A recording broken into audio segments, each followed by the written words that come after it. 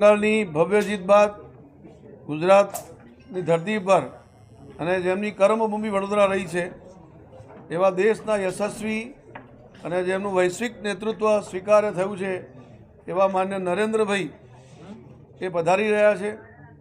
સરદાર ધામના છાત્રાવાસના લોકાર્પણમાં આવી રહ્યા છે ત્યારે વડોદરાના નાગરિકો દ્વારા આ પશ્ચિમ બંગાળની ભવ્ય જીત બદલ એમનું સ્વાગત અને અભિવાદન થાય એવા પ્રકારનો કાર્યક્રમનું આયોજન દિનાંક 11 મે 2026ના રોજ સોમવારે સાંજે 5:30 વાગે ગદા સર્કલ હરણીથી એરપોર્ટ જૂના એરપોર્ટ સુધીનો રોડ શોનું આયોજન કરવામાં આવ્યું છે.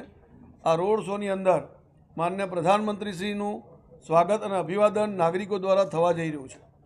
કુલ મળીને 15 સ્ટેટ દ્વારા અલગ અલગ રાજ્યોના સાંસ્કૃતિક કાર્યક્રમોની ઝાંખી દ્વારા સાંસ્કૃતિક કાર્યક્રમો પણ બતાવવામાં આવવાના છે અને ખૂબ મોટી સંખ્યામાં નાગરિકો આ ભવ્ય રોડ શોમાં ઉપસ્થિત રહીને માનનીય મોદી સાહેબનું સ્વાગત અભિવાદન કરવા જઈ રહ્યા છે.